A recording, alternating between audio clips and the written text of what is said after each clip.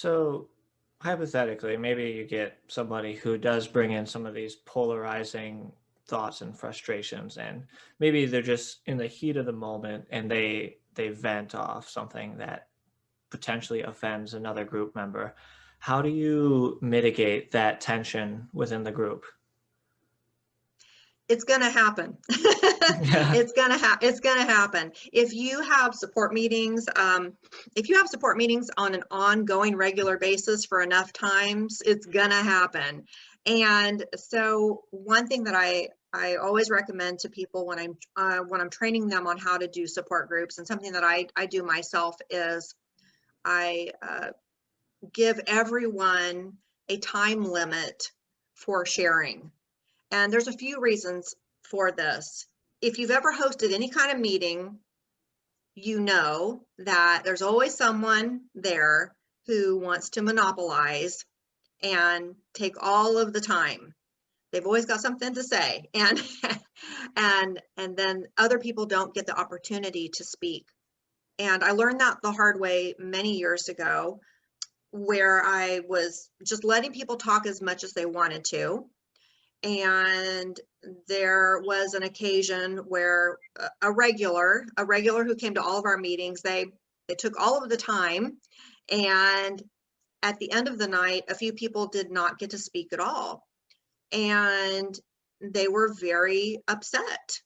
And they contacted me and said, I'm really upset. I didn't get to speak, and I really wanted to. I really wanted to share. I had a lot on my mind, a lot on my heart, and I needed my time, and I didn't get to. And they were upset with me, rightly so, because I did not ensure that they had that time. So what we do now, and what I train other people to do, advise them to do, is if you're going to have a support meeting, give everyone a set amount of time and an equal amount of time. And you have to be really firm with it. I actually set a timer, and an alarm goes off. And then when the alarm goes off, we go on to the next person.